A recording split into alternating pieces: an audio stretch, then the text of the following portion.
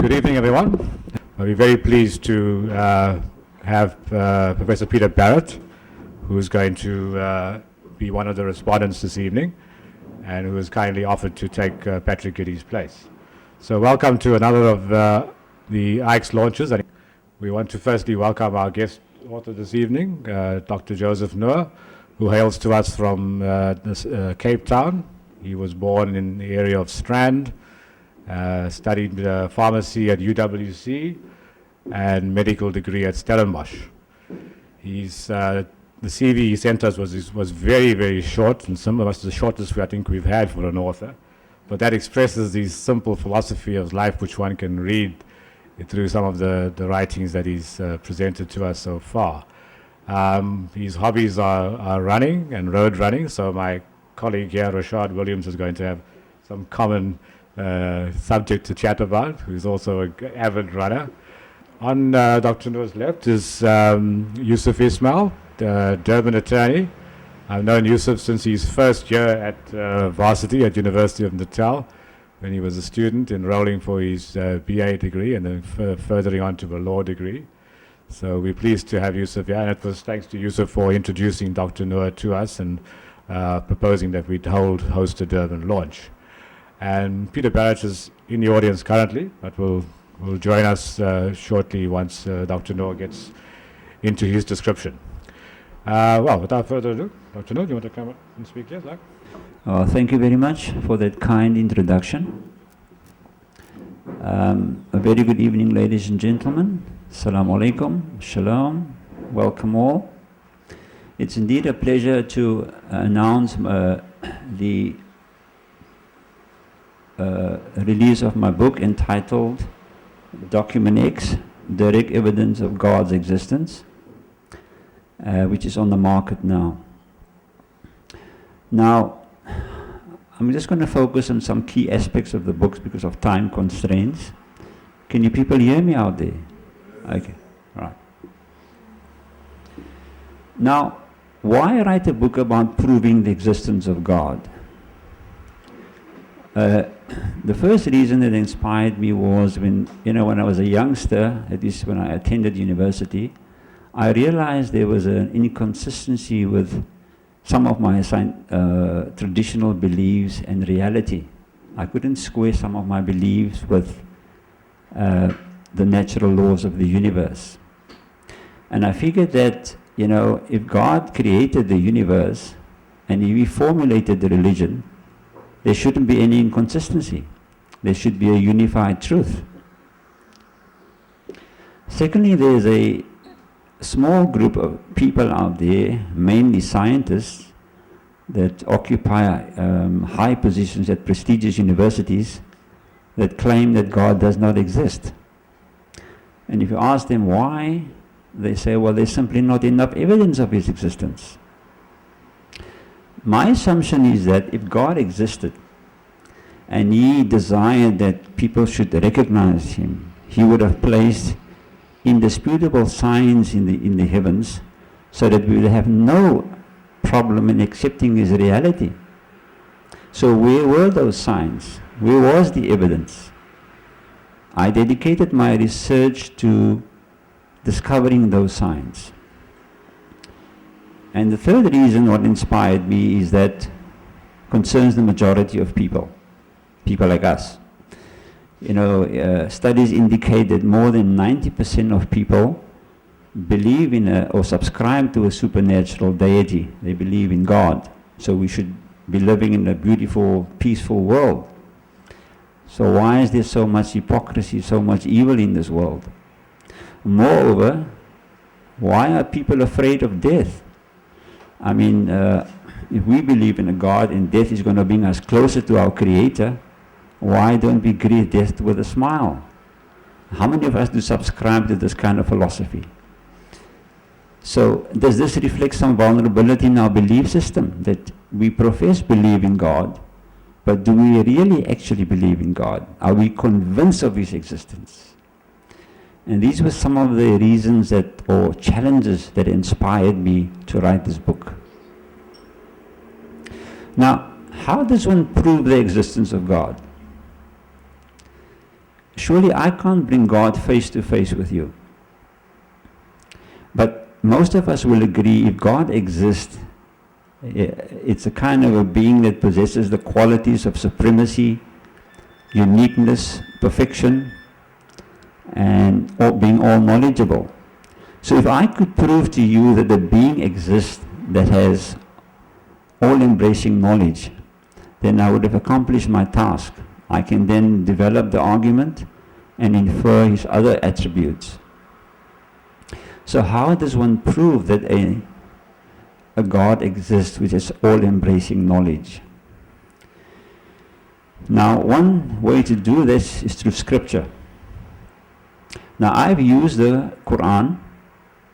I could have used the Bible. I could have used the Torah. I could have used any of the other major religious books. But because I knew the Quran better, because the Quran has several hundred scientific verses, and my argument is scientifically based, I opted to use the Quran. Now, I think at this stage it's important, especially for our non-Muslim audience, to realize that firstly is that the Quran acknowledges the authenticity of all major religions in its original form. Secondly is that the message that was given to Muhammad in the form of the Quran is essentially the same message that was given to the former prophets. There may have been minor variations depending on cultural needs or intellectual development, but the message fundamentally was the same. So the Quran does not therefore claim to be a new religion. It's in fact a confirmation or the culmination of revelation through the ages. The Quran also encourages its followers to read scriptures of other religions, and so by the same logic, should people of other religious persuasions familiarize themselves with Quranic concepts.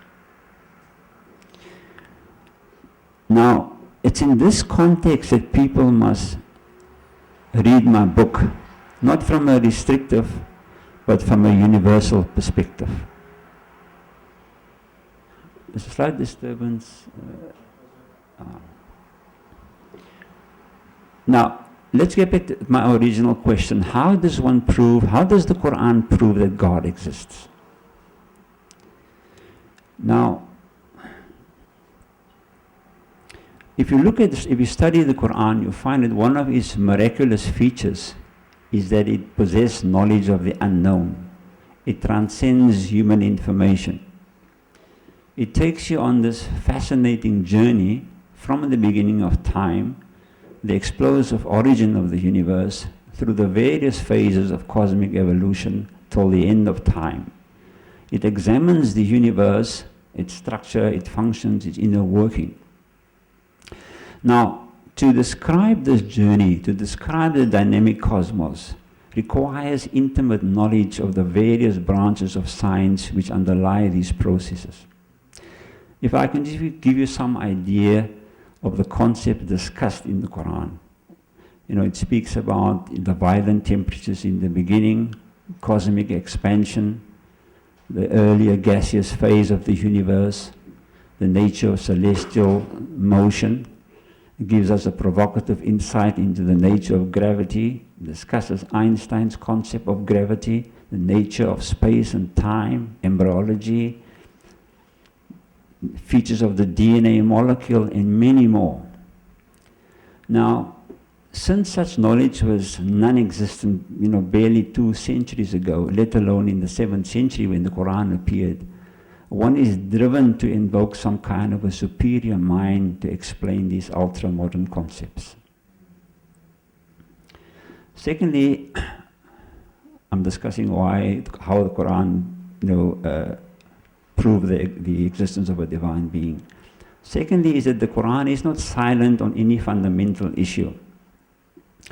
If you look at, for example, an aspect of cosmic expansion, that is the expansion of the universe, volumes of books have been written on the subject. What the Quran does is it condenses the whole of science into one volume, into this book. Now, to do this, you have to capture the major events of the universe, whether it's cosmological, geological, biological. In other words, only the key scientific principles is being selected. And this in itself is an achievement. And thirdly is that the Quran describes in precise scientific language these concepts. Unlike the prophecies of Nostradamus, which are vague and ill-defined, and which can be interpreted in any way.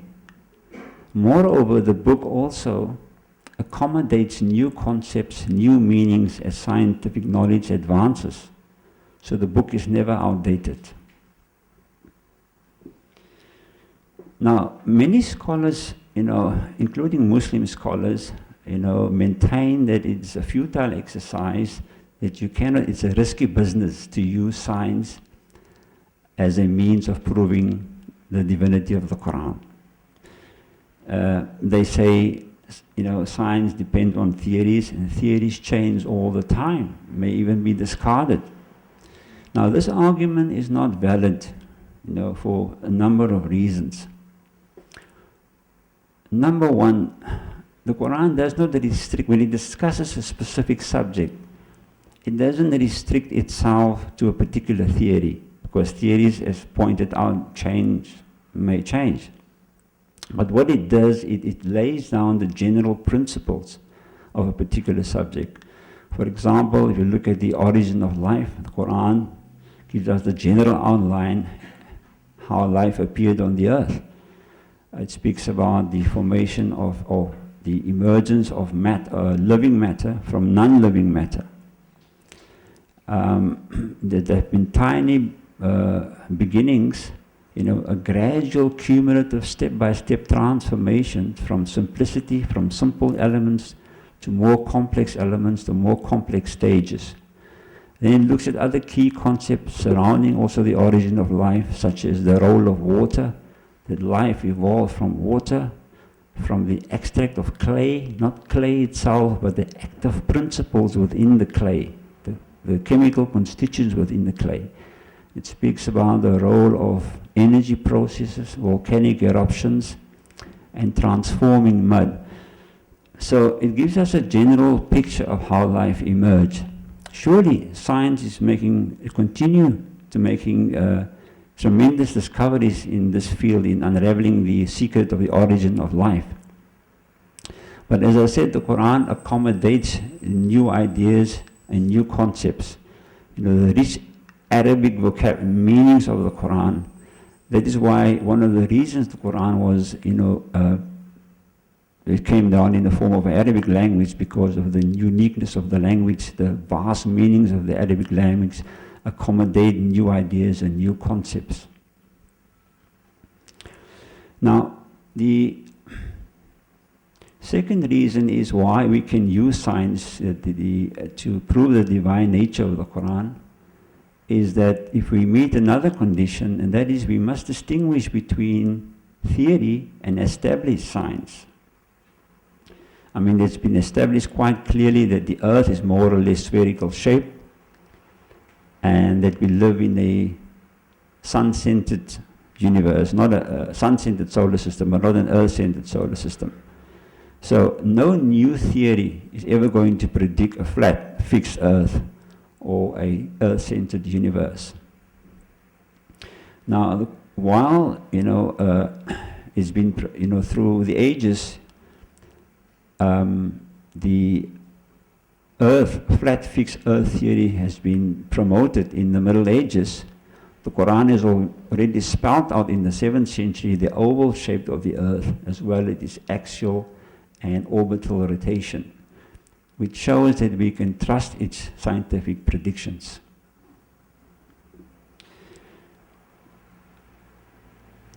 Now, the third reason is the third condition we must meet in order to make science a credible way of proving the divine nature of the book, is that we mustn't make the Quran subservient to science, but science must be made subservient to the Quran. If you look at the historical record, we find that the theories that at the time contradicted the Quran were all subsequently shown to be incorrect. Now, there are many such examples I'll just give you one example. I mean, the collective wisdom of the scientific community for a couple of thousands of years was that they conceived an eternal static universe. And this idea prevailed right up till the 20th century, when Edwin Hubble discovered that the universe was in a state of violent expansion. A fact announced by the Quran in the 14 centuries ago. So we see, therefore, that we can use science to prove the divinity of the Quran if we adhere to certain conditions. Now I want to move on to another topic here, is that certain people, are on a mistake-finding mission when they study the Quran, and they find errors in the Quran, scientific errors. And the reason for this is that they don't study the book. Now, in chapter 4, verse 82, the Quran appeals to the human mind. It states that, and I quote in there, I'm going to give you the English translation, of course, will they are the skeptics, not then reflect on this Quran? If it was from any other than God, they would have found that in many a discrepancy. So the Quran, therefore, even divine revelation is not to be accepted unquestioningly or dogmatically. The Quran invites examination. So it is a book that is provable and testable. It adopts the scientific approach. It doesn't expect the reader to just blindly accept what is being stated there, but urges man to study the book in the light of reason, in the light of science, in the light of observations. And this demonstrates the practical approach of the Quran in matters pertaining to faith. Now, I just want to give you one example of how the Quran can be easily be misunderstood. I had a series of discussions with a professor from the States. He's a self-proclaimed atheist. And I informed him that the Quran foreshadows the modern notion of an expanding universe. And his argument was that, this is how he responded. He says that, look, throughout the ages, it was believed that the Milky Way galaxy is all that there is, that nothing lays beyond the Milky Way galaxy except darkness. And so, in other words, the Milky Way galaxy comprised the entire universe. So this is how he reasoned. He says, when Muhammad said that the universe is expanding, what he actually meant was that the Milky Way galaxy is expanding, which is obviously false, because galaxies don't expand. It's the universe that expands. But if he had studied the Quran, he would have found that firstly, the Quran describes the key features of a galaxy. And then it goes on and describes the layout of the universe, that it consists of multiple galaxies and multiple solar systems. So, in other words, the author of the Quran must have been aware, or were aware, that there wasn't just one galaxy, but there were countless galaxies, and these galaxies were flying apart. Now, it's important to realize, talking about the expansion of the universe, when the universe is expanding, it doesn't mean that the galaxies are flying apart in pre-existing space. But what it means that space itself is expanding, pushing the galaxies apart. If you can use the analogy, the most favorite analogy used is that of an inflating balloon with coins stuck onto the surface of the balloon. The balloon represents expanding space and the coins represent galaxies. Now, if you inflate the balloon, it will swell up or inflate, and what will happen? The coins will be pushed apart. So in other words, it is not the galaxies that are moving through space, but it's space itself that is expanding, so that the galaxy expands with space. And the Quran makes this distinction. Not only does it tell us that the universe is expanding, but tell us in another verse, 86:11, which states, by the heavenly space which is expanding and curving. Now here the Quran relates the expanding and the curved nature of space.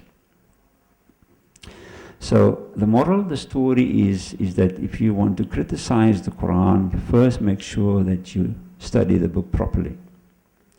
In conclusion, through the years I've written the book, it took me about 25 years. I've discovered a series of amazing parallels between modern science and the Quran. The question is that how is it possible that a single soul in the 7th century, Muhammad, which critics claim fabricated the Quran, could venture into the then unknown intricacies of modern cosmology, astronomy, genetics, embryology.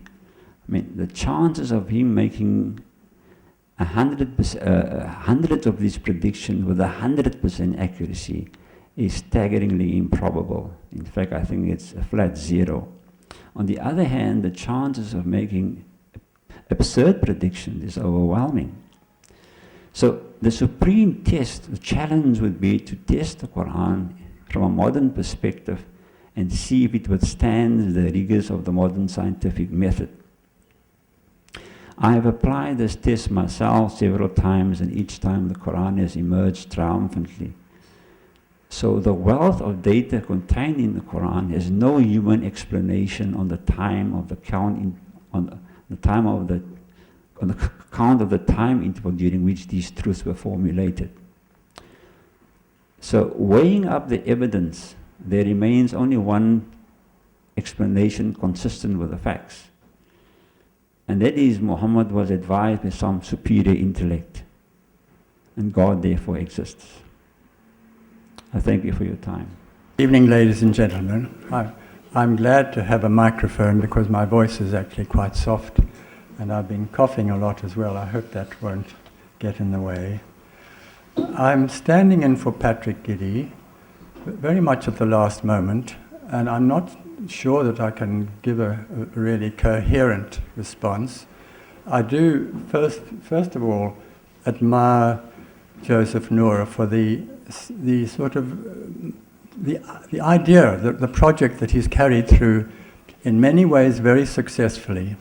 As Patrick Giddies said, the scientific aspect is very remarkable. It's one of the best accounts he's had of the main forces of the universe. And so I think what I can try to do is first give a couple of resources one could go to and point out what a sort of unusual way that Joseph has taken in actually proving the existence of God by the route of trying to show the accuracy scientifically of the Quran.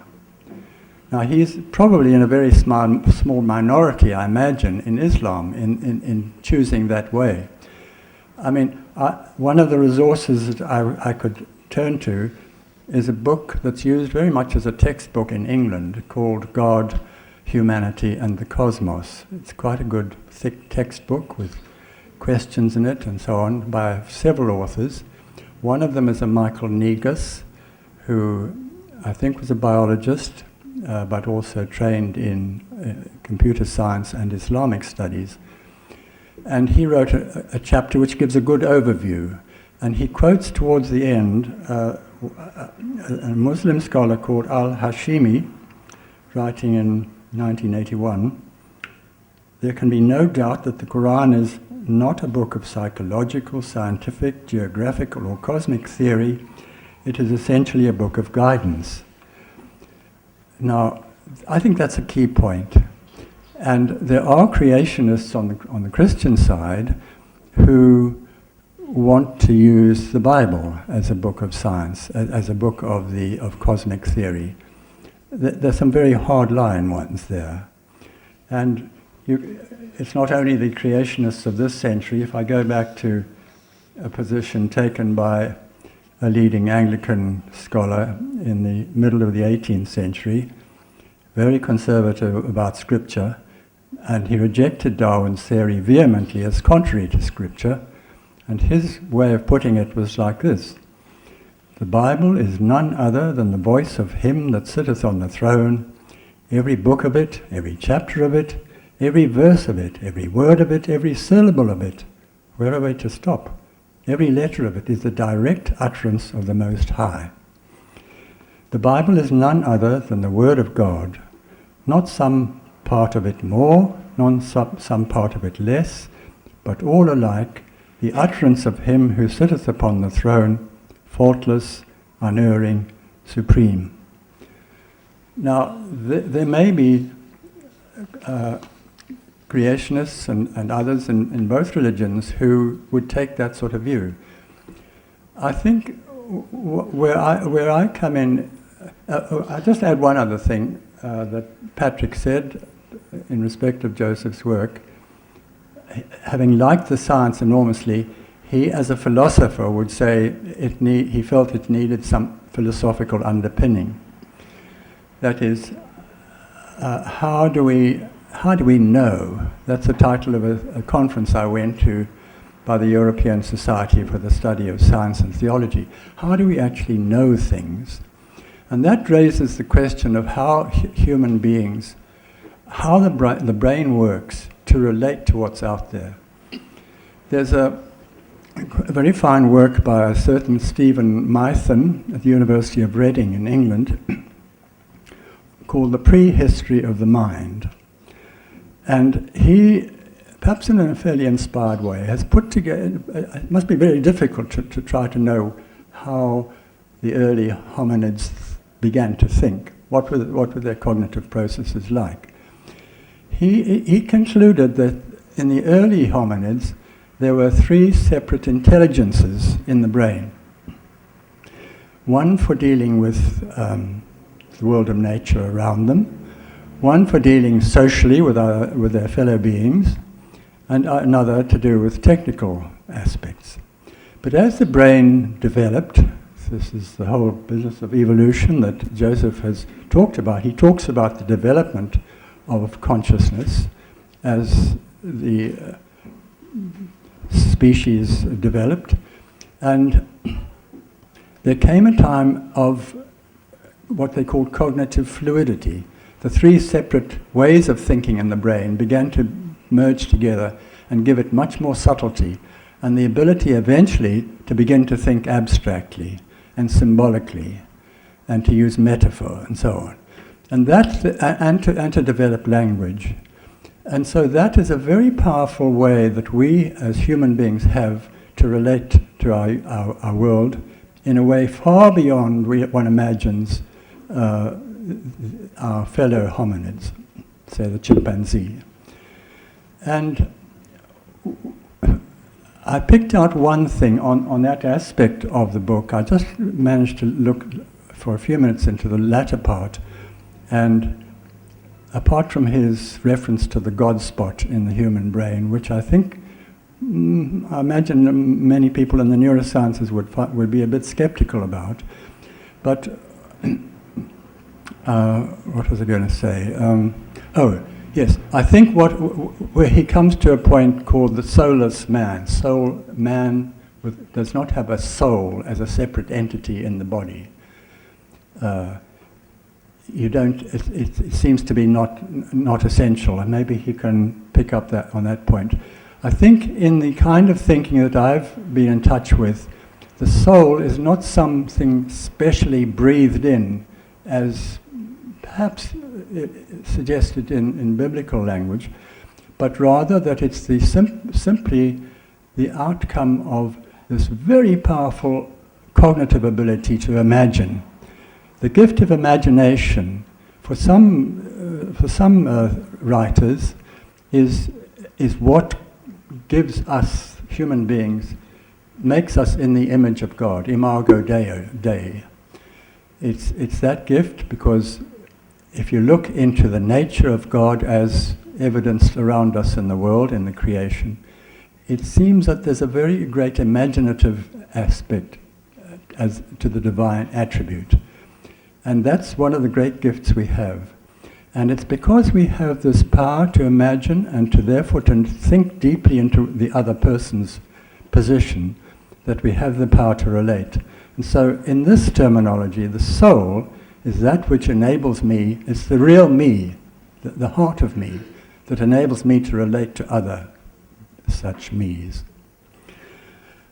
I think another thing I could mention is the anthropic principle. I don't know if it's a word that you use in the book. I think in the index the word anthropic comes in, but what that suggests is that this universe is on a knife edge of just being just right in its properties, in its starting conditions, in the values of the physical constants, to produce complex life. Take any of those, if you could magically just turn a knob and change the value of the charge on the electron or the strength of the weak force and so on, you would very soon find that you're producing an absolutely barren universe. It wouldn't have the right conditions for life. So that is a suggestion that this is quite a special universe. Now, Joseph is looking for evidence and proof. I think those of us looking in my sort of area of the science and religion debate would not say that fine-tunedness of the universe is a clear proof of the existence of God. It's very suggestive that it is a created universe. What we now say is we don't go back to the earlier natural theology which looked for evidences for the existence of God, going way back to the Middle Ages, to St. Thomas Aquinas and his famous 5 arguments for the existence of God. Patrick Giddy prefers those arguments to what he's read in the book, but he's a Catholic and he likes Thomas Aquinas. But then there came criticisms of those arguments for the existence of God. First philosophically, and then with the rise of Darwin's theory, that you don't have to say, look at the wonderful way all these creatures are made, because they come out naturally in Darwinian theory. And then a whole way of looking for arguments for the existence of God was really hammered by one of the leading Protestant theologians of this last century. Am I running out of time? But so now I want to refer to somebody that Joseph mentioned as one of the consultancy, the scientific people, cosmologists that he referred to in his acknowledgements, and that is Professor George Ellis at UCT. George would take a different way. He wouldn't say, let's look at all these arguments for the existence of God. And there are philosophers of religion, of the Christian religion, who are still working on that. You just have to look at the Blackwell Companion to natural theology. And there's about 11 very fine philosophers of religion writing in that style.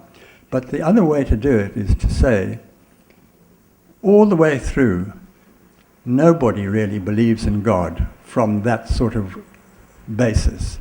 They've got other reasons for believing in God. It could be from the beauty of the world around them, it could be from an experience they've had, some inspiration, but knowing in their own mind that God exists, believing strongly that God exists, they then start to build arguments for the existence of God. Now, the other way is to say, don't put it that way. Let's assume that God is the creator of it all, and let's assume that he's got certain aims. And George Ellis at UCT would say, the aim of God in creation, in sustaining it and giving it its life, is to bring forth conscious beings who can give sacrificially, who can really see what is the good and do it, however costly. That's the purpose that he sets out to link his cosmology, the scientific side, to the fact that there is such a thing as absolute goodness beyond the physical world. And he achieves this in quite a nice way. He shows that the universe is on a knife edge. it needs two further conditions. It needs that the Creator should not be so present and dominating that he overwhelms poor human beings and forcing them into this doing good things. Because the aim is to do it in an unforced way. It's to freely giving. That is the great thing we look for in human life, is to give freely of yourself, not coerced into it. And yet, so therefore God is not overwhelmingly present, written across the sky, but yet has the power to convey and inspire the human mind. And the human mind has gone to this cognitive fluidity where it can take on board that sort of inspiration. That's the work in Christian terms of the Holy Spirit of God, who is ever at work throughout creation, but especially in the minds of human beings, opening them up in a limited way to the truth of where they are and who they are. I think I've probably said far more than I should, but I could just mention one other resource, and that is I take part, like George Ellis and other people, in the science and religion debate that is worldwide. It actually is a very powerful discourse, and the public don't seem to know much about it, but it's there. There are literally hundreds of science and religion courses in American universities. And one of the key players in this is a Muslim called Muzaffar Iqbal, and he's from the Punjab, but he's now a Canadian citizen, and he runs the Center for Islam and Science in Alberta, Canada. And he is, one of the works that they're doing is to produce the integrated encyclopedia of the Quran. So now he would not go the route that you've taken. He would say, I go through the route of intelligent design. You just have to look at the world around you and you can see, you can argue. And this is the intelligent design people, not always popular, but they think that there is scientific proof for the existence of God, not by referring to the Quran, but by referring to the universe in all its beauty and the way it works. So, thank you. Good evening. I want to thank Professor Peter, I want to thank Dr. Noor, I want to thank Cedric for arranging this particular program. And of course, it's an important discussion and an important debate that's happening, as the professor says, in different parts of the world, and certainly in South Africa as well. I think to start off with,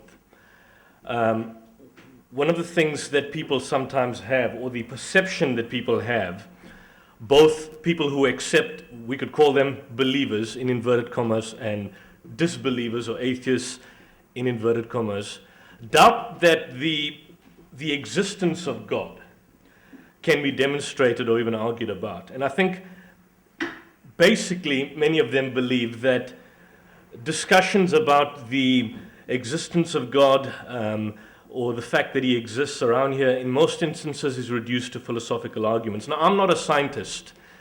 I'm in the legal field, and there's something about lawyers and mosquitoes being synonymous. But I am involved to a certain extent on a limited level in the field of apologetics. And I have met and come across some of the best apologists, certainly from the Christian side in the world. One of them being the noted individual from Biola University, William Lane Craig. You probably must have heard of him. And if you look at William Lane Craig in one of his premier books called Philosophical Foundations for a Christian Worldview, where he goes on to set out the arguments for the existence of God. A lot of the theses that he goes to promote, in fact, to lay down the foundation in terms of why God in fact exists, is drawn from a large perspective from the Islamic philosophers themselves. One of the, if you basically talk about an organization in terms of the type of arguments that are put forth in the world by Christian apologists, the vast majority of them tend to be philosophical. and they can be divided into what you candidly refer to as the cosmological arguments and the psychological arguments. For example, if you talk about the cosmological arguments, one could talk about the arguments for change, the arguments for efficient causality. One of the key arguments that is used by Craig in speaking about the existence of God is something which is called the kalam cosmological argument.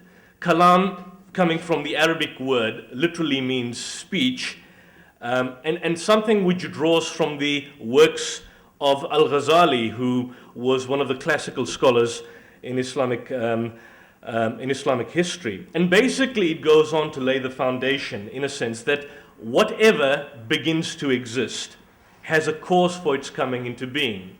The universe has to exist, or the universe began to exist, and therefore the universe has a specific cause for coming into being. Now, there was an argument at some point in time that the universe was infinite, and that creates more problems than solutions, but I think there is a consensus within mainstream science, and indeed in theology, and of course in religion in general, that the universe had a beginning, and of course invariably it might have an end. And if of course it had a beginning and began to exist, then there needs to be a cause for its coming into being.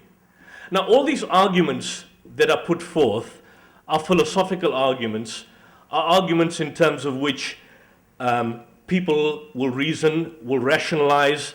You talk about the design argument by the Muslim scholar that's you mentioned in Canada. One thing which people don't seem to understand, or certainly doesn't seem to form, as you correctly pointed out, part of the mainstream, is the so-called scientific argument. Now, as Dr. Noor and Professor Peter Barrett mentioned earlier, that the Quran itself is not a book of science, it is rather a book of signs or a book of guidance.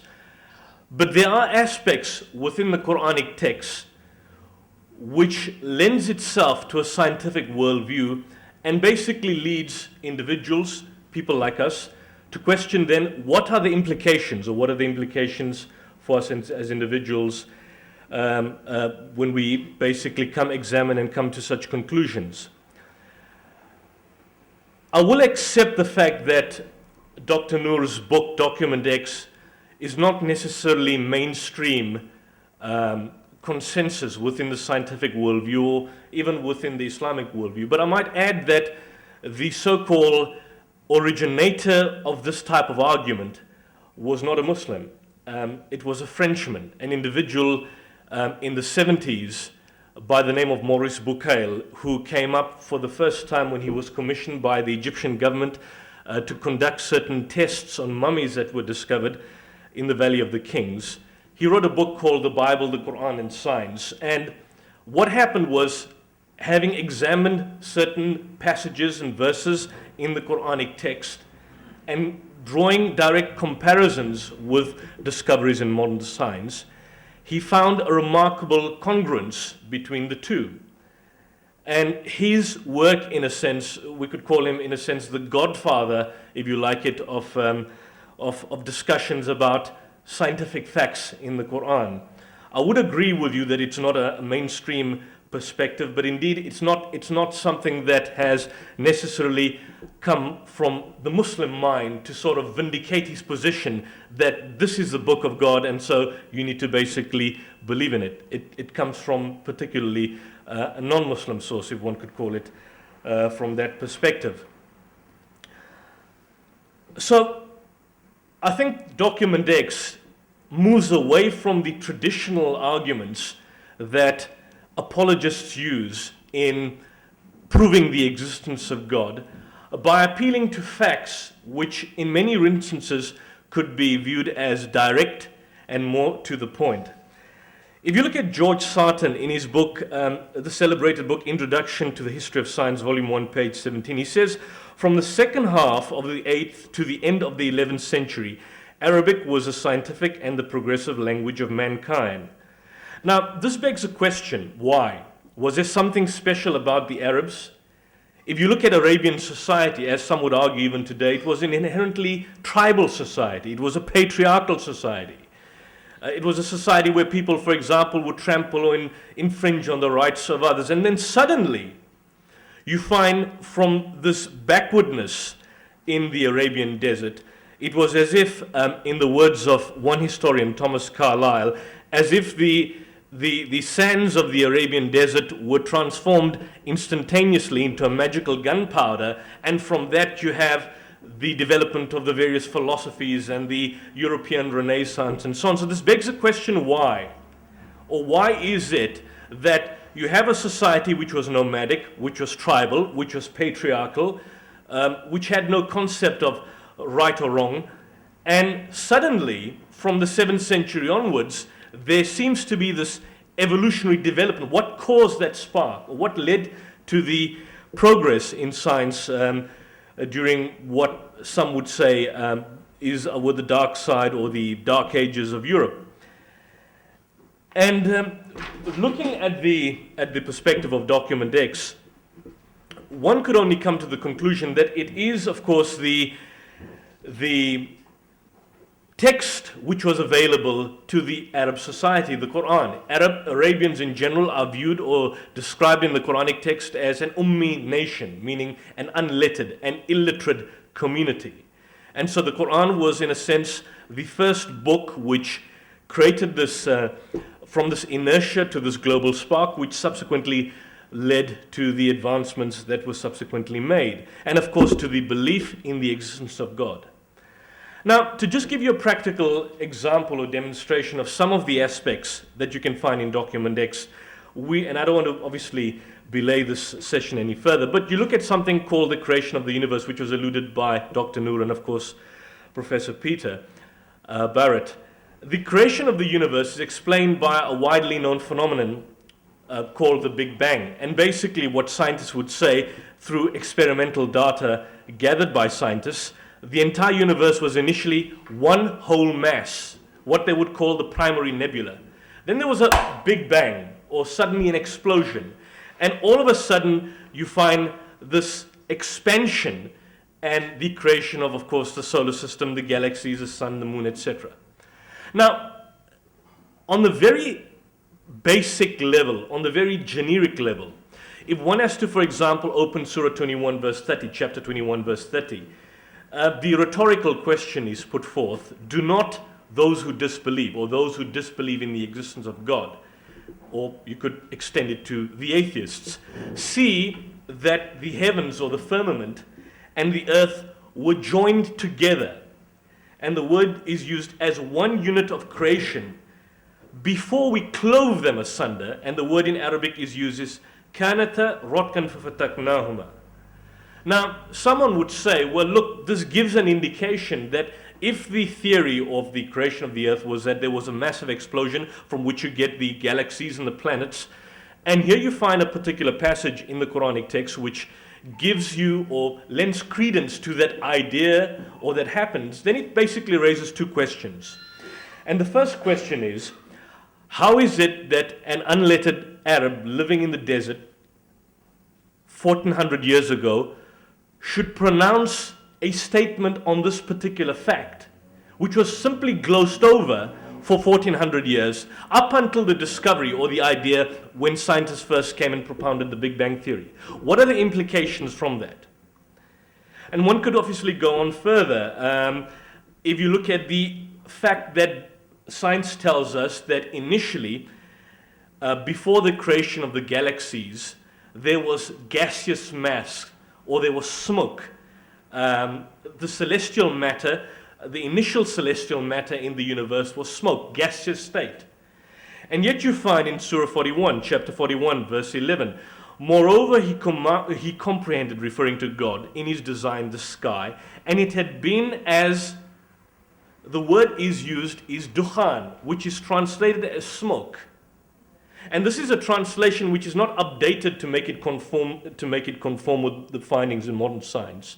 But if you look at the earlier translations in the 17th century, like George Sale or Rodwell's translation, the same translation will be there. In his design, the sky, and it had been at smoke, and he said, obviously, to the earth, come ye together willingly or unwillingly, we do come together in willing obedience. Or, for example, the fact that Sir Francis Drake, that he was the very first person in 1597, when he traveled around the world, he basically came up with the idea that the world is in fact spherical. It's not flat. People were afraid to travel because they thought they were going to fall off the edge of the earth. And so his traveling and circumnavigating around the earth created the indication that it was spherical. Now, in Surah 31, verse 29, the Quranic verse says, "Seest thou not how God merges the night into day and merging the day into night?" Now, the merging here means that the night slowly and gradually changes into day and vice versa. And that phenomenon can only take place if the earth is spherical. Because if the earth is flat, then the phenomenon of the merging will not in fact occur. The Arabic word used is kawara, meaning to coil, the way a turban is wound around the head. But something which is more graphic in chapter 79, verse 30, and I'll read the Arabic. It says, وَالْأَرْضَ بَعْدَ ذَلِكَ دَحَاهَا. وَالْأَرْضَ, ard, from which you get the word earth. بَعْدَ ذَلِكَ دَحَاهَا. And the earth, moreover, He, God, hath made it, and the word used is egg-shaped. The word dahaha is egg-shaped, like an ostrich egg. And the shape of an ostrich, if you look at E.W. Lane's English Arabic lexicon, and of course the Lisan al-Arab, it'll tell you that the ostrich, the translation could be many, but particularly an ostrich egg. And if you compare an ostrich egg and you compare the earth, and you'd see that there is a remarkable congruence between the geospherical shape of the earth and that of the ostrich egg. So one could find here, and this is not just stretching the imagination, that the Quran in fact correctly describes the shape of the earth, though the prevalent notions when the Quran was revealed was in fact that the earth was flat. Now this doesn't mean that people in the 1400 years ago, when they read the Quranic text, believed that the earth was spherical. They, of course, believed that the earth was flat. But they glossed over these particular passages and verses, which seem to have basically seen the light of day, when, of course, we can basically analyze and compare it to the findings of modern science. I want to end with one particular example on this. A couple of years ago, group of individuals, this was probably in the 1980s, collected information concerning embryology from the Quran.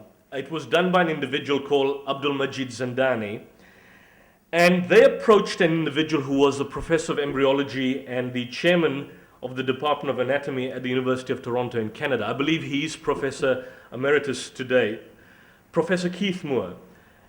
And he wrote the famous book called The Developing Human, which is studied by most medical students at universities. I believe it's also studied at the University of Natal. And he was asked to give his opinion regarding the information present in the Quran pertaining to the formation of an individual human being. And so after carefully examining the translation of the various passages that were shown to him, he came to the conclusion that what you found was, in many sense, he basically said that there were few verses on whose scientific accuracy he couldn't comment.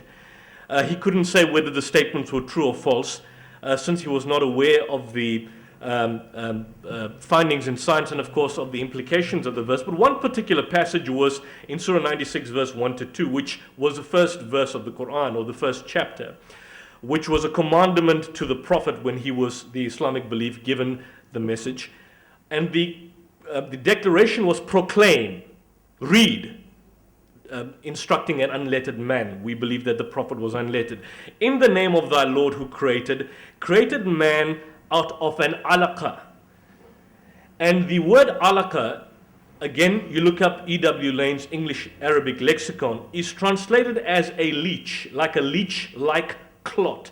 Some would say like a congealed blood. So created man out of a leech-like clot.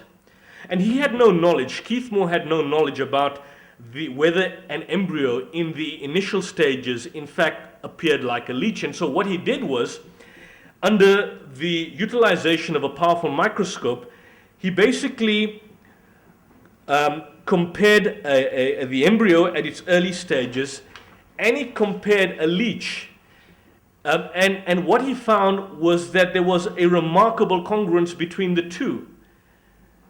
Similar in terms of nature, similar in terms of style. He then subsequently wrote the book, The Developing Human, which was wrote with Islamic editions pertaining to the aspect of the Quran and modern science. And then he took it to Dr. Joe Leigh Simpson, who was the chairman of the department at the Department of Obstetrics and Gynecology at Baylor College of Medicine in Houston College. And he was asked a question, and what's the implications of these? And he said that these sayings or these passages could not have been obtained on the basis of the scientific knowledge that was available at the time of the writer, referring to Muhammad, 7th century, believing that he is. It follows that not only is there no conflict between genetics and religion, but in fact religion, and in a sense is using it generically, but referring particularly to the Quranic text, may guide science by adding revelation to some of the traditional scientific approaches. There exist some statements, although we cannot say all, in the Quran shown centuries later to be valid, which support knowledge of the Quran having been derived from some superior being. Now you can go up into Google and you can go Google Baylor College, or you can type in Joe Leigh Simpson, or you can type in Professor Keith Moore, and you'd find their findings online. But it basically lays down certain implications for us as individuals. Is that for some time, people, religious people, people of Scripture, have placed science at a particular level, at a superior level to religion, and religion is something which is viewed as superficial, as traditional, as superstitious. Quite remarkable that the same kind of stereotypes are not labeled against philosophy. If you go and study philosophy and you look at Marxism and all these other fangled philosophies, it's always discussed in a complex fashion and with complex ideas and complex theories. Whenever it comes to religion or religious beliefs or religious scripture, it's always dismissed. And so we need to question and ask these people, the atheists or the agnostics around us, that if you have something which is clear, blatant, not subject to theoretical questioning, observations, or kind of dissent in terms of scientific opinion, but where there's universal consensus in scientific opinion, and you've got a passage here which seems to kind of vindicate or validate or seems to indicate the same conclusion that is being reached by modern science, then where does that in fact leave the scientific community, and indeed the community which subscribes to the Dawkins ideology? Where does it leave them in the greater scheme of things?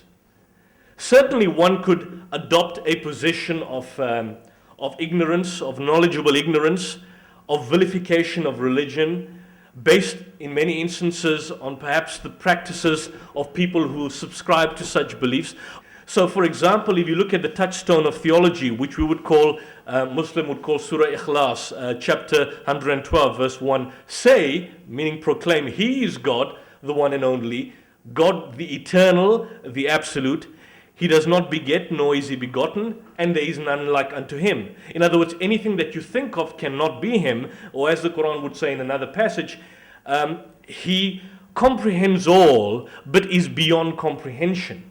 But you know the fact that there is a superior being beyond the concept of man, beyond the imagination of man, that guides humanity, that basically sustains humanity, and of course that gives us guidance through revelation to individuals who are appointed for purposes of conveying messages to humanity. And He does this, and He points out His presence through signs, through symbols, through examples, and ultimately to providing a more meaningful society where people can view each other as human beings. I think as individuals, all of us, Muslims, Christians, Jews, we need to maintain an interpretative relationship with Scripture.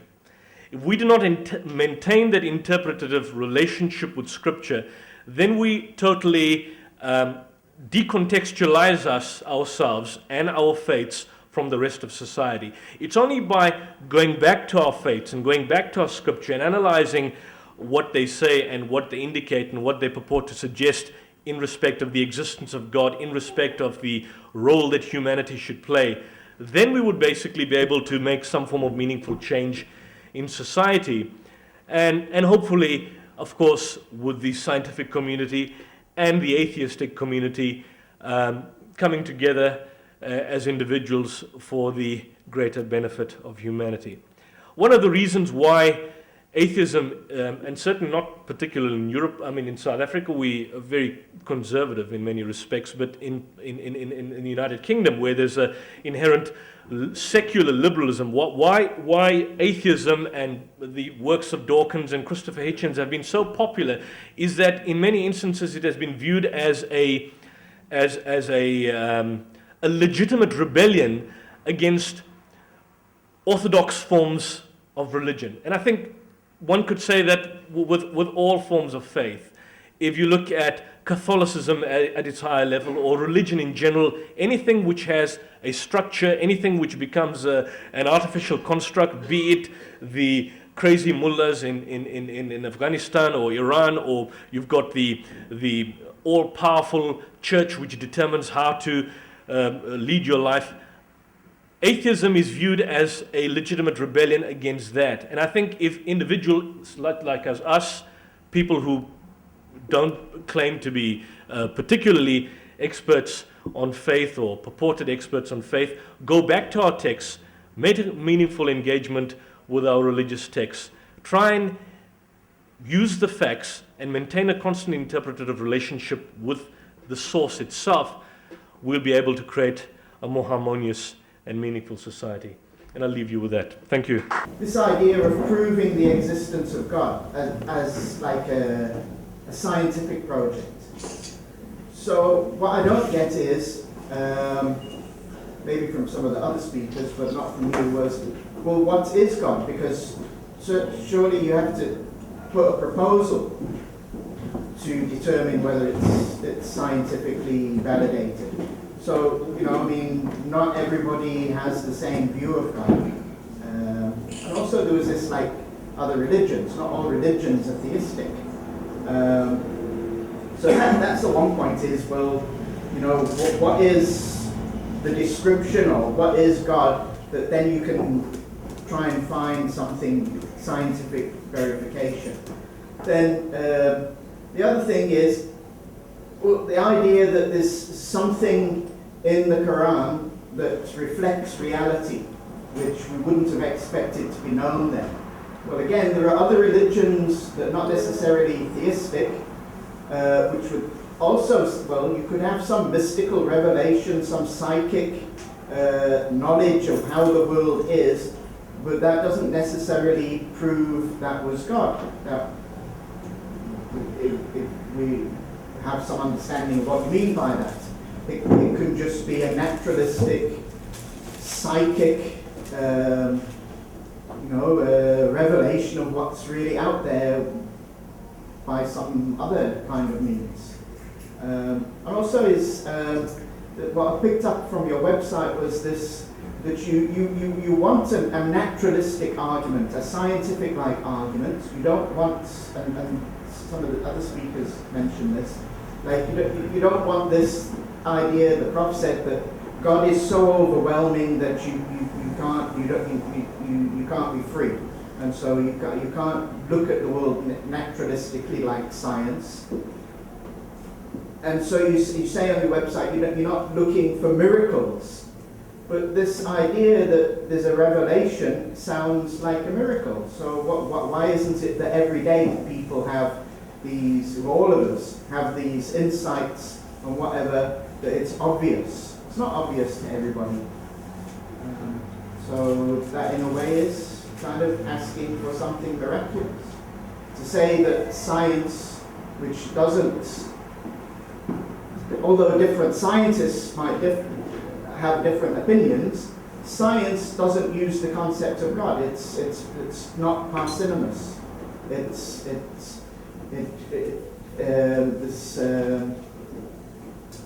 Occam's razor. You have an explanation of something, but it has too many other things. So if God is true, then everything is arbitrary.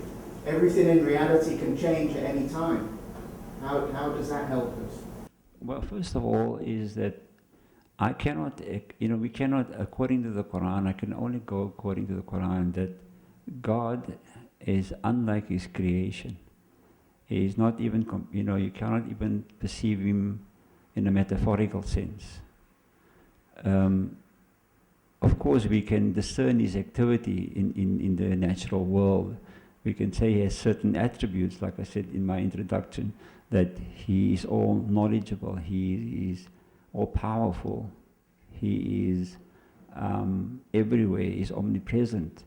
So He has certain attributes, but what His essential being is, according to the Quran, is that we don't know His essential reality.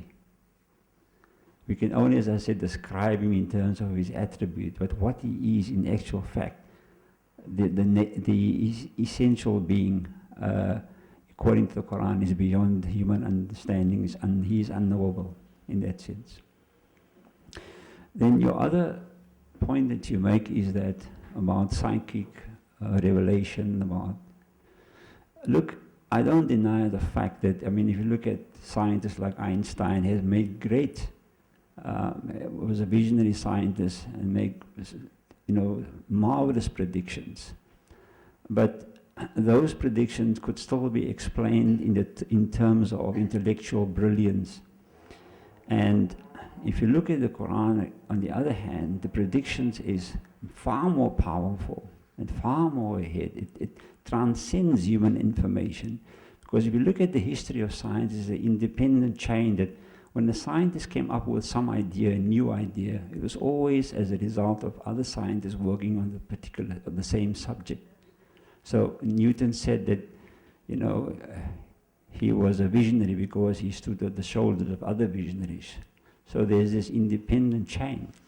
Muhammad, on the other hand, the predictions he made, as I said, was centuries ahead of his time, and these concepts were hardly in the vocabulary of the age.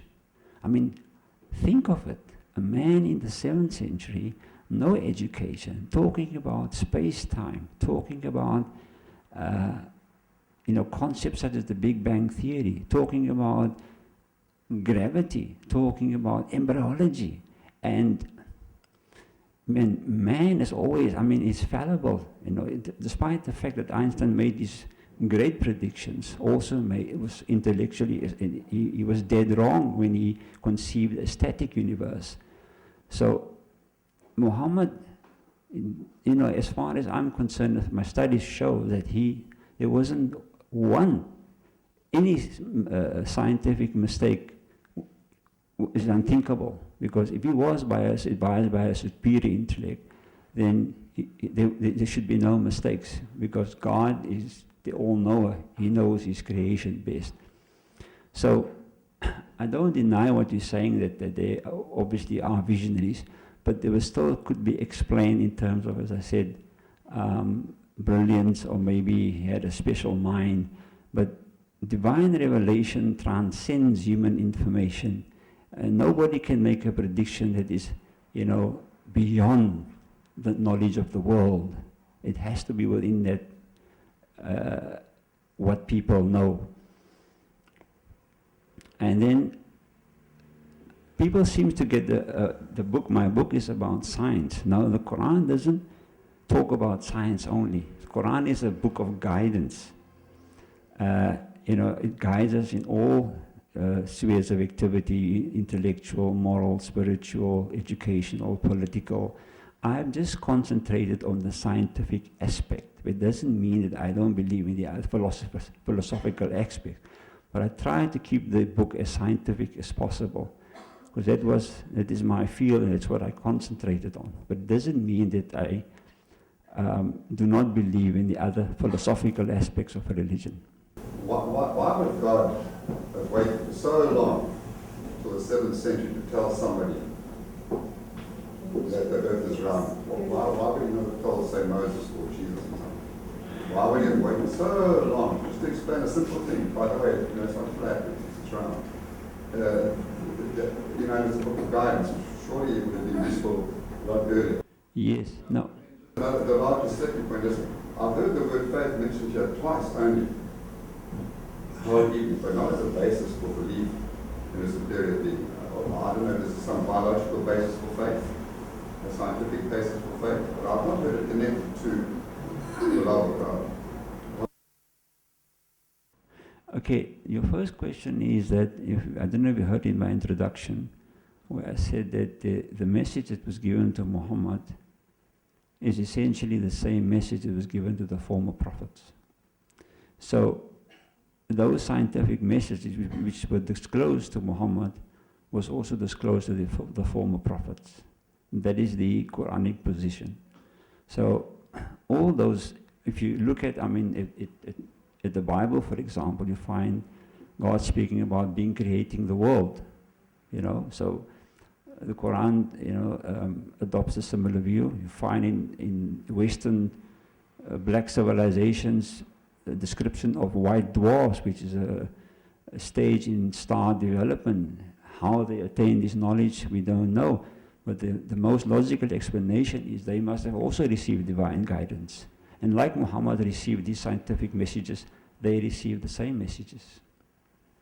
So it's not to say that God revealed, especially for Muhammad, the scientific message, but it was revealed to all the other former prophets. The question of faith. Curiosity, Yes. Look, from a Quranic point of view, faith, there's no such thing as blind faith. Faith is based on your understanding. It has to have a intellectual basis to build your faith on. There can't be a true spiritual development without not understanding how, in a basic way, how the universe operates. And if you're going to accept a religion which is based on blind faith, then anything goes. If your religion tells you it's fine to kill a person if he turns away from your religion, you would have no problem in carrying out that, heinous crime, because your religion teaches you to do that. And it's based on blind faith. So the Quran wants us to move away from this belief without supporting evidence. There has to be a rationality behind it. Otherwise, it opens up all sorts of,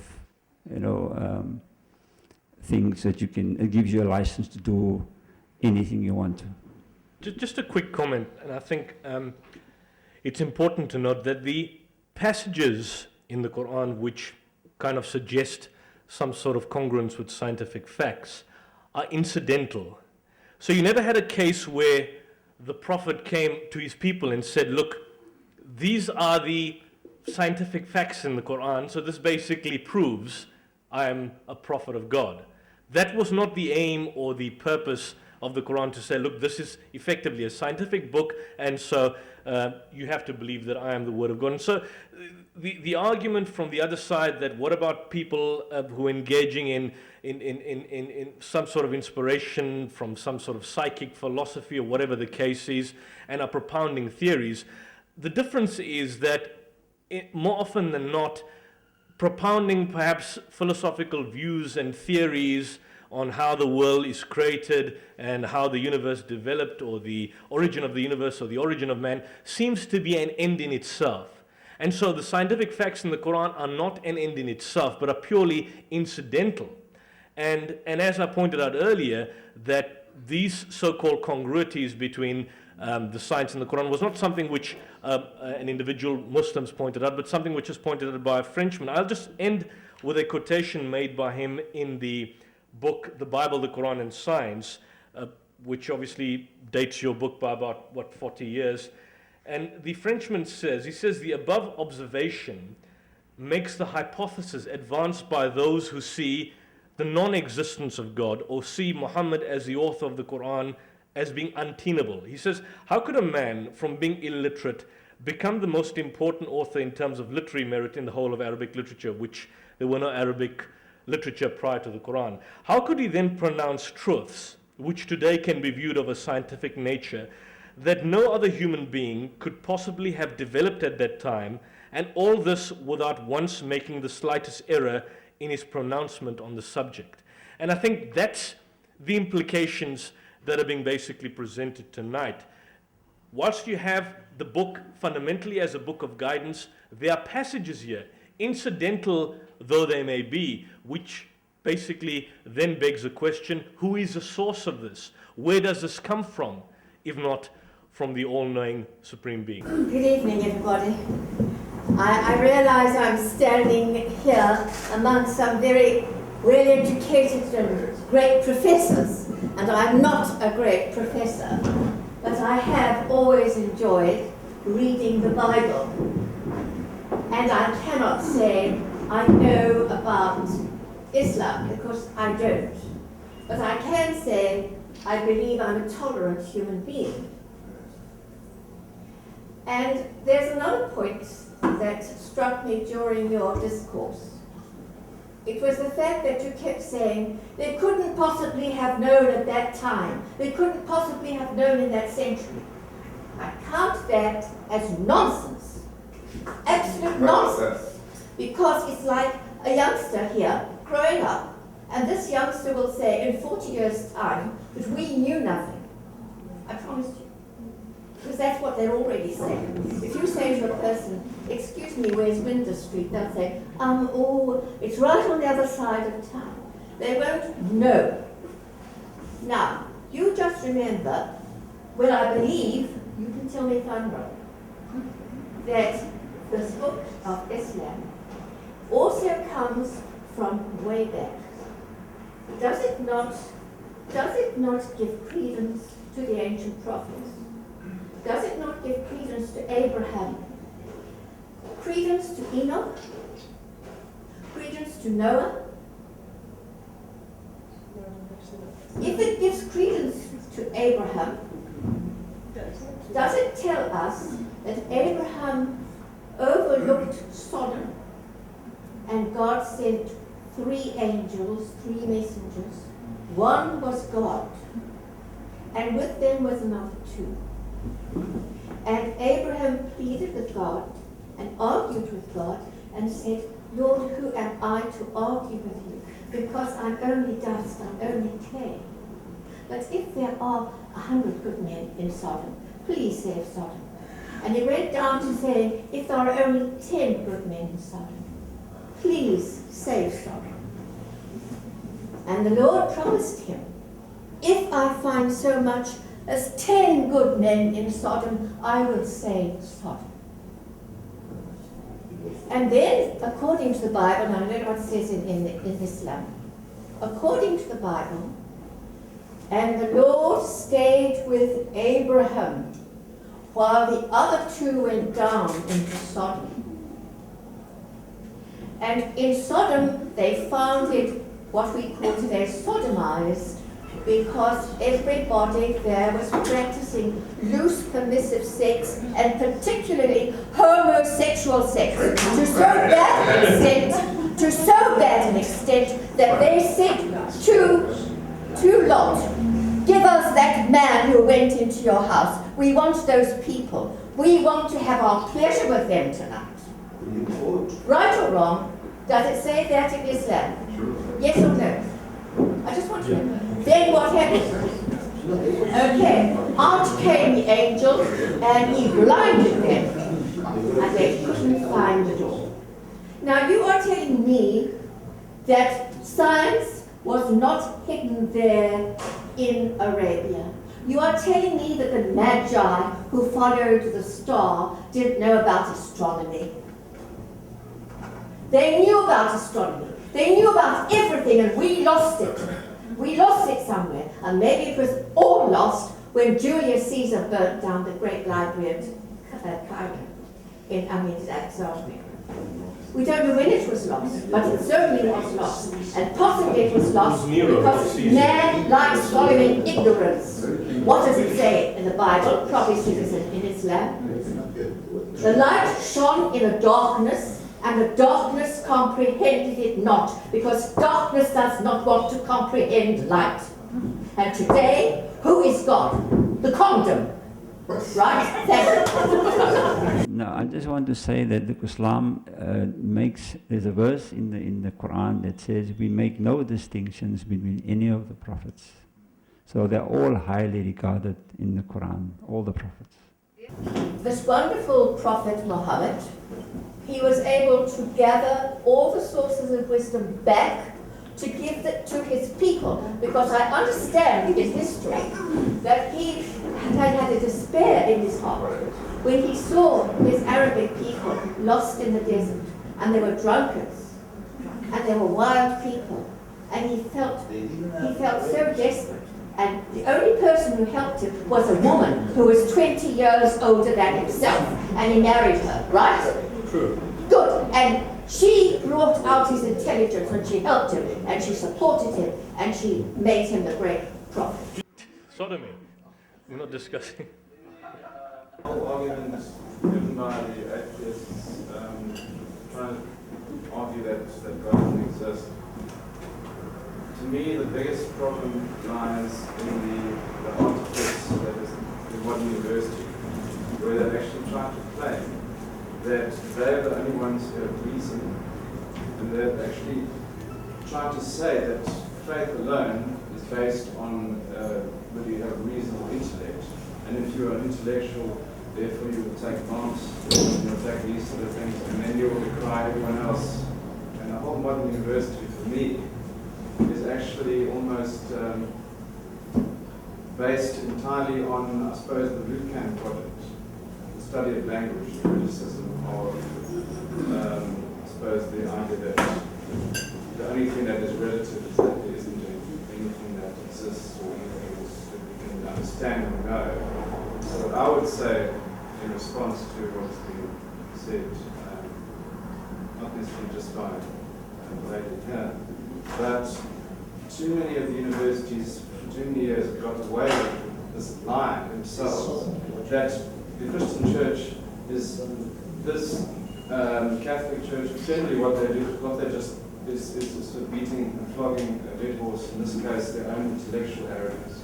To actually realize that the mind, the soul, the body, all these things, you can't define in a treatise by some man sitting in England or America, when he doesn't even understand that it's not just reason or intellect, or the modern university claiming that was a dark age, when in fact they didn't live in that age. What do they know about the age? Which built cathedrals and a cathedral roof that can stand for thousands of years, and they still can't explain it. That to me explains faith, God.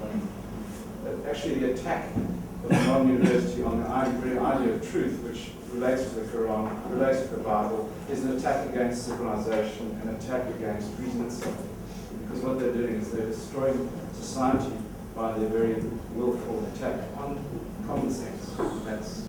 I think and I agree entirely with what the gentleman said, but I think coming back to your idea, and I'm not so sure if it's a New Age philosophy where people have this idea that there was some sort of hidden knowledge or a pre-era, prehistoric period that existed where there was scientific and technological brilliance which was then totally decimated. But if that was indeed the case, if that's the theory, that he was intelligent and he drew from the collective wisdom of the Arab people, then this begs the question, why is it that there was never any historical record? Why is it that even amongst Arab scientists, I mean, many of them obviously came up with scientific innovations and scientific developments, but most of the ideas relating to cosmology or relating to the creation of the universe or the earth had not reached its fruition in terms of evolutionary thought, in terms of the finality on that particular issue. And so our whole argument here is that if on the one hand you claim to basically the 20th century or the 19th century claims to be the so-called forerunner in terms of when all these ideas came out, then what does one say if one comes across a book which incidentally makes references to these aspects and one finds that there's absolutely no contradiction on that particular point? But coming back, and I know this is not a debate on the Bible or the Quran, I think at a very basic level, if you were to look at the nuances, the style, the dictum, it's not as if the prophet is speaking. So, for example, you don't have a passage, and it came to pass, and so it happened, or this is a generation, of Jesus Christ, the son of Abraham, the son. Although we believe that Jesus, Abraham, etc., received revelation from God, we accept in that revelation. We believe it hasn't been preserved in its original form, and we believe that any revelation received by the previous prophets would be no difference in essence from the Quranic text. But if you analyze the nuances, the style, even the type of writing, for example, chapter 49, verse 13, O mankind, we created you from a single pair and made you into nations and tribes that you may recognize each other, not that you may despise each other. So from an observational perspective, it seems to suggest that there is someone else who's speaking. It's not the prophet narrating a once upon a time storybook fashion.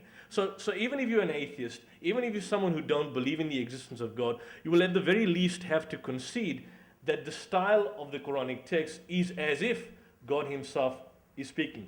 And the implications are that either it is God, either the prophet himself was conning, deceiving, leading people down the alleyway by purporting to suggest that God had revealed this particular book, or the ultimate conclusion is that God himself was in fact conveying his message.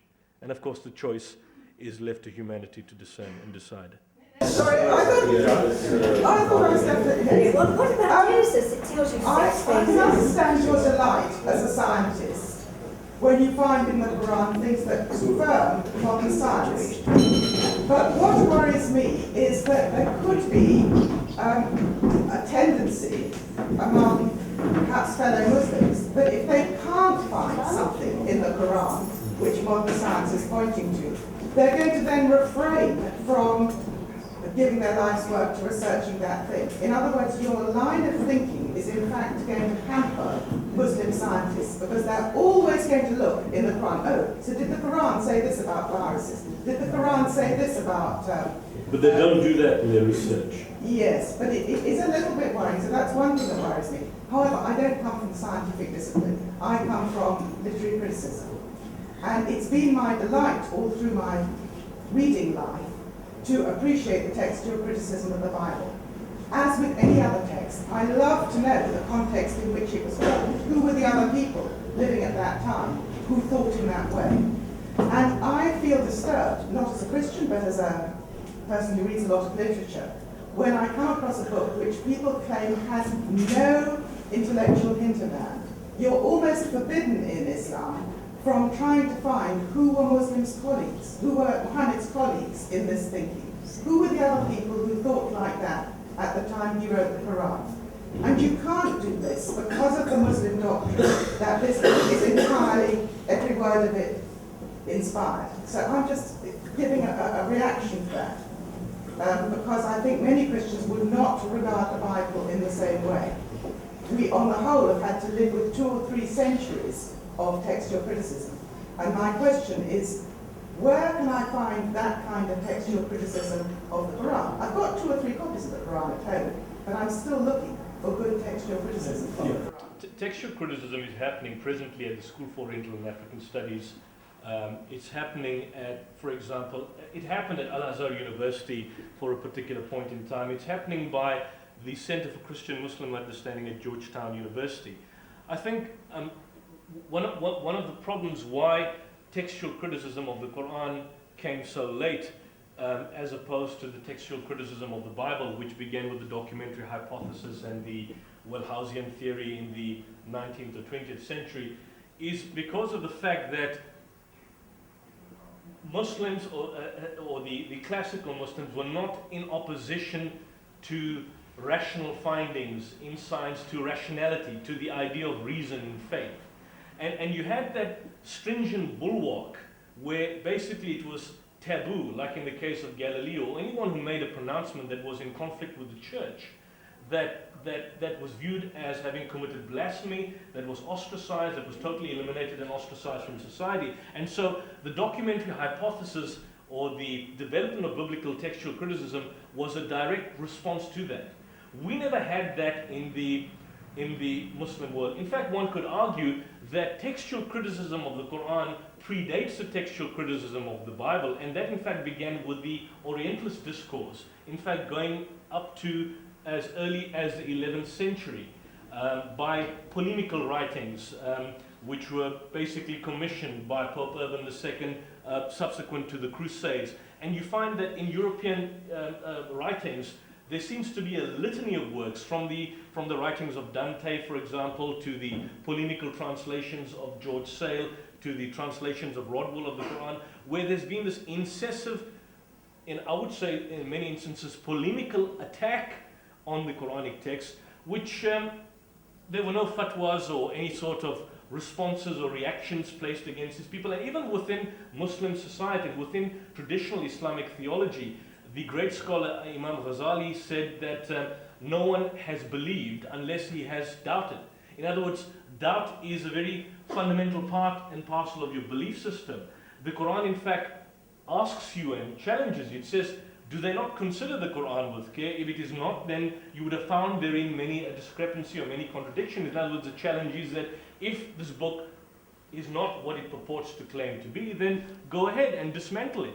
One also finds, for example, falsifiable statements within the Quranic text, which basically seem to suggest that if you do X, Y, and Z, it basically proves that the Quranic text is inaccurate or is basically disproved. So I think it would be inaccurate or incorrect to suggest that there hasn't been this amount of textual criticism against the Quran or against Islam. If you look at Edward Said, he wrote a book called Orientalism. You probably must have heard of it in the late 70s, 78, 79. And he said that up to that stage, he did a cursory overview. There was something like about 70,000 books and tracts and literature, a lot of it coming from the missionary side of it, against Islam, against the Quran, challenging it, questioning it, trying to obviously de-authenticate it and suggest it comes from something else. So that element of critique has been there. And certainly today, at a more sophisticated level, it's happening.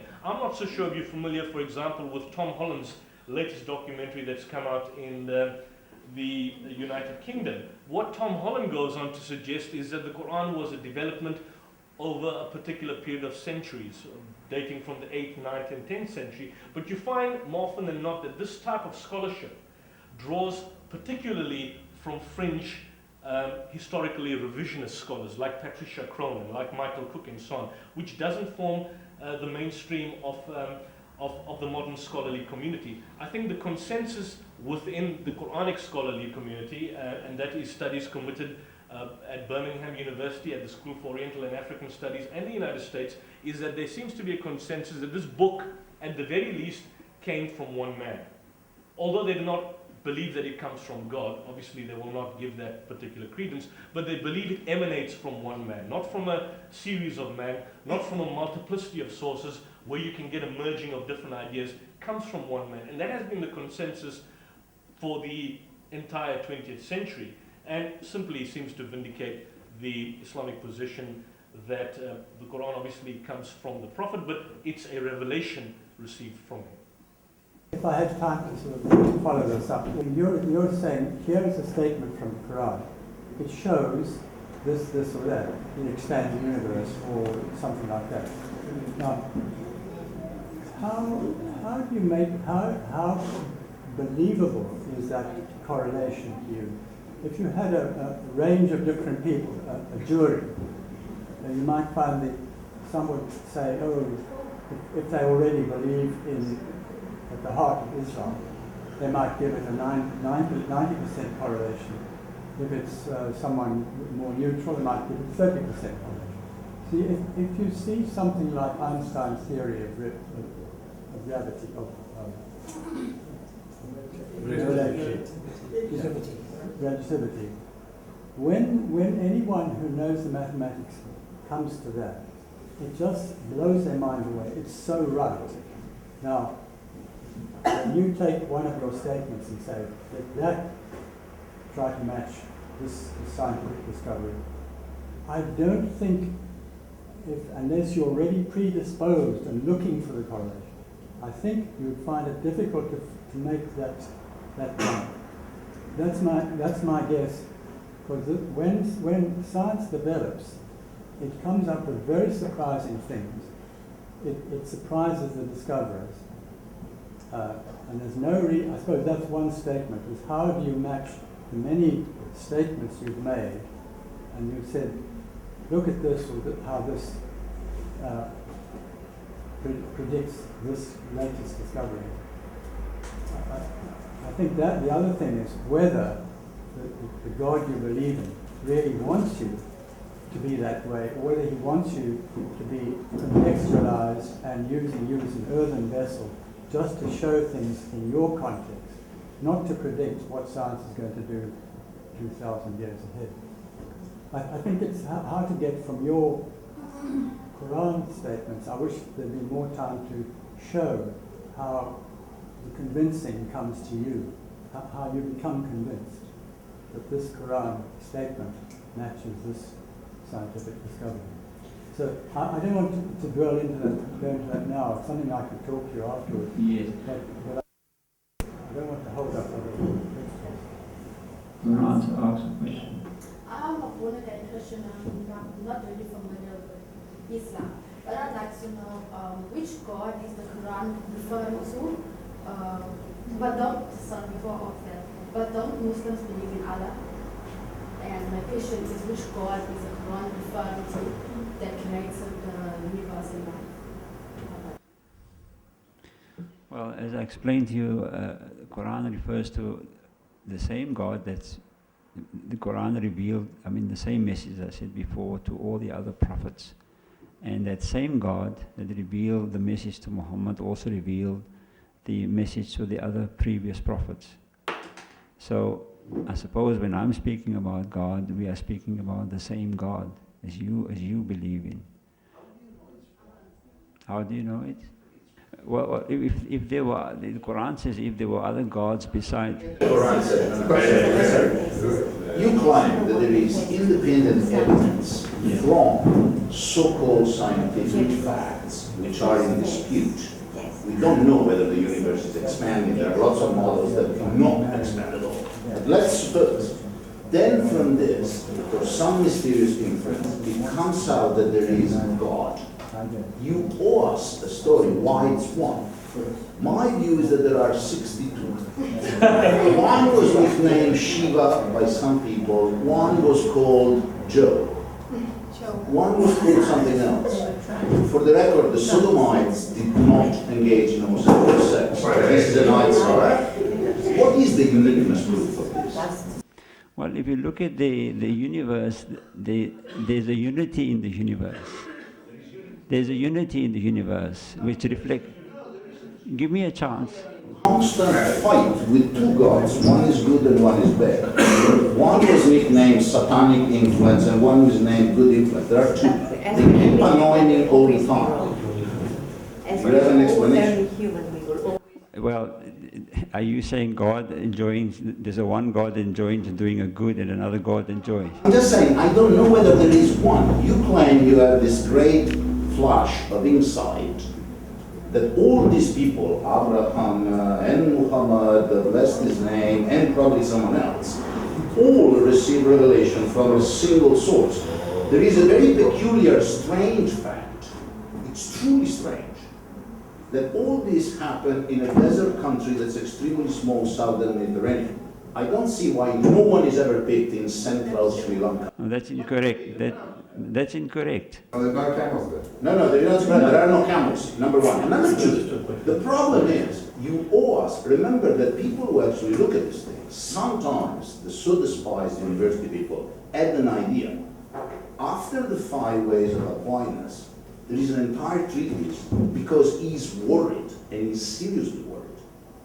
Because maybe I've shown something that he really didn't need to show. There is a thing which is an uncaused cause. There is a thing which is the end of an infinite regress. And then I turn out to have, 5 kind of things that look like God. Aquinas, who was a believer, it's not a great discovery, was seriously worried. And there, frankly, it's not out of the equation of relativity that you get uniqueness. There is no unity of anything. There are a bunch of things. 1, 2, which science counts? Why didn't the Quran reveal something serious about economics? Would be damn useful.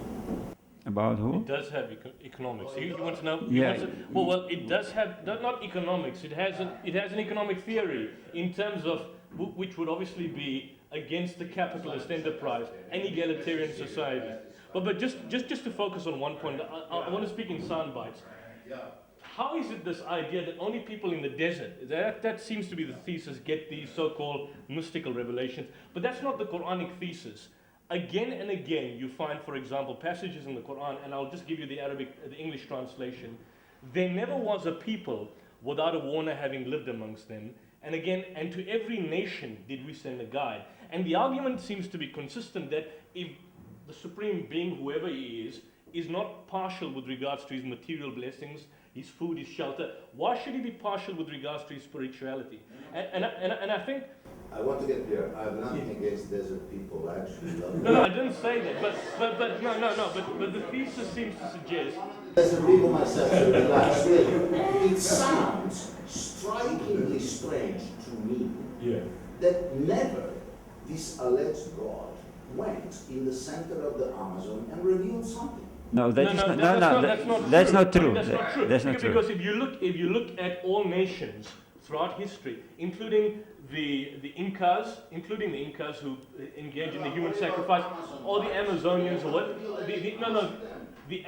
There's a perception that's a Eurocentric perception, particularly influenced by colonialism, where they believe that people in the jungles were animists, which is totally false. In fact, when Captain James Cook went to Australia, he demeaningly referred to the Aborigines as animists, or people with no system, yet they had a more sophisticated concept of God than himself. And I think that is the Quranic argument, that every nation has received some form of guidance from God, but people individually develop, change, evolve, create aberrations, and so you basically have this idea of the belief in the oneness of a supreme being morphing and basically evolving into the idea of the multiplicity of gods. You asked the question, you asked the question, why could there be not many gods? And the assumption or the conclusion seems to be that pagan monotheism predates paganism. Wherever you find pagan beliefs or a belief in a multiplicity of gods, and you go deep down into the scripture, you find that at the end of the day, it points out to the belief in the oneness of God, which seems to suggest that, like for example, the Hindu scriptures, many people would say that Hinduism is a pantheistic religion, that they believe in a multiplicity of gods. But if you, for example, go deep down in the Vedas, you'd read something in Sanskrit, ekam evidityam, God is one, or natasya pratima asti, that the supreme being is not something that can be manifest in different forms, or the prakti has no material representation. And the argument seems to suggest that all these nations had received guidance at some point in time, or had a consistent belief system. They had a consistent belief system which seemed to be in essence the same.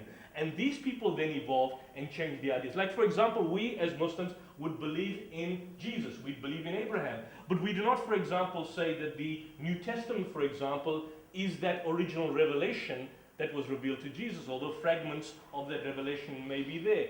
The findings of biblical scholarship also confirm that. We believe in the revelation given to Moses. We don't necessarily say that the existing Torah, which purports to be the original Torah, was in fact the same. And we can now find that in terms of biblical scholarship, the oldest dated Hebrew text is a Masoretic text which dates from the 10th century, 100 years after Christ. So the point is that universally, and this is the argument, belief has been one, religion has always been one, God has been one, and the message in essence has been consistent. But what has happened is that humanity, somehow or the other, evolved, create fangled ideas, superstitions, develop, bring different concepts to the original idea, and therefore you find a divorcement from the original concept of God. What the Muslim position is, and we're not asking for people to obviously accept this, is that the Quran confirms the revelations given to all the previous prophets and brings it into one. And so it would say that in the evolution of the teachings of Moses, David, Abraham, Jesus, and the last and final prophet, you have that all these faiths basically come and are brought into its finality. In other words, drawing back to the original scripture and the original revelation. No, but you see, the point is Buddha, you see, even the Buddhist philosophy, if you look at the Mahayana, Buddhists, for example, ascribe divinity to Buddha. But if you look at Buddha himself, when he was questioned as to his identity, what was his response? Did he say, I am divine, I am super? He said, I am awake. So it's possible, even though it's not mentioned in the Quranic text, that Buddha might have been a sage, a particular individual that received guidance from God. We cannot obviously confirm it. What the Quran does confirm, that every nation has received guidance from God. There never was a people without a warner having lived amongst them. Some of the names of the prophets are given here. Others may have been prophets or may have not been prophets. I'd like to make something which I think of factual errors. The Greeks worked out the circumference of the earth fairly accurately. And they thought it was round. They didn't think it was egg-shaped, they thought it was round. So, what do you think is the chance that, I mean, the Greeks had philosophy and mathematics and science to some degree. Why didn't you mention that? Why did you leave that out? A question to Dr. Noor. You have many scientists in this world, who are eminent scientists, I'm sure, who subscribe to Islam. Have you submitted your book to them for peer review? So they can confirm whether what you're saying... Yes, I did. And, well, then it's interesting that when? What about Joseph Smith? He's the last prophet that I know we walked on. He's confused. Joseph Smith confused. Some people are confused. Okay, but Joseph Smith is the last prophet. I mean, and he's becoming very successful. He was the best. Was Joseph Smith best? No, Muhammad. Oh, was he the best? Well, I don't know. Anyway, Look, the Quran doesn't deny the Quran doesn't deny great civilizations before the Arabs. It doesn't deny that there were great, in fact it said there were many civilizations before the Arab, and they were much greater and had more acute skill and more acute intelligence. So it doesn't deny the great civilizations of the past. To Muhammad, when very likely he got whatever is actually true about what you're saying in the Quran. And it sounds to me like you're reading something and you're using your imagination the way this other gentleman used his imagination comparing an ostrich egg to a round earth. It's kind of very wide imagination, and I think you're doing that. Sorry, I think I was going to say it. Thank you very much. I think we must go back to the game.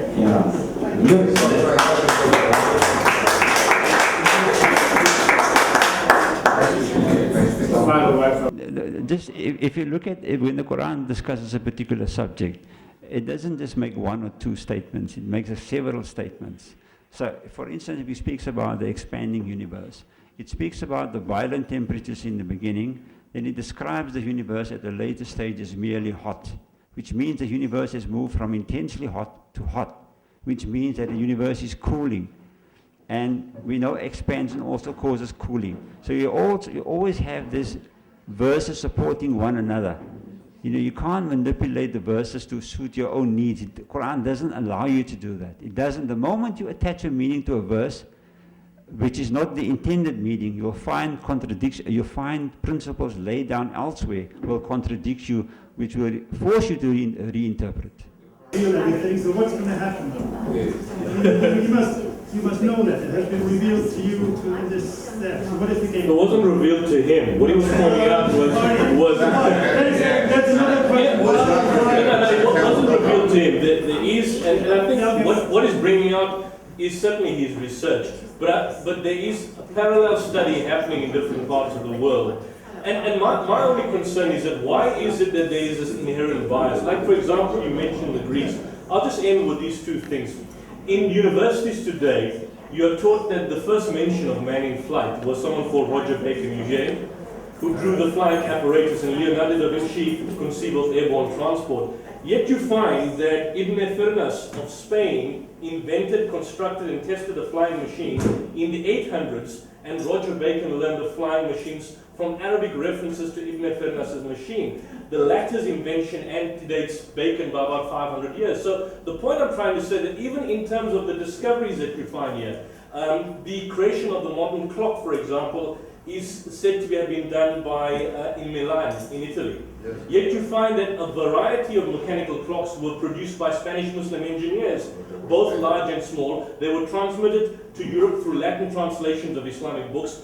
Why is that never ever given? So it seems to me then that anything that is Islamic or anything that is Muslim is viewed with some sort of suspicion or some sort of inherent bias. And for me that basically supports a presupposition that there might be an agenda which, not obviously by people here, but there seems to be an agenda in the intellectual thinking at universities, at schools, in scholastic disciplines, against anything that is Islamic, because it goes against the conventional wisdom of the idea that someone living in a desert in the 6th century could pronounce such particular facts, or that as a result of this, Muslims could be influenced and basically develop such inventions. All the mathematical terminology is purely Islamic. Algebra is not an English word. Algorithm is not. Aware of that, yeah. They don't say that, they use it. It's actually a good thing. One thing we have inherited purely from Islamic world. Thank you very much. I want to thank Cindy Evans, my nephew.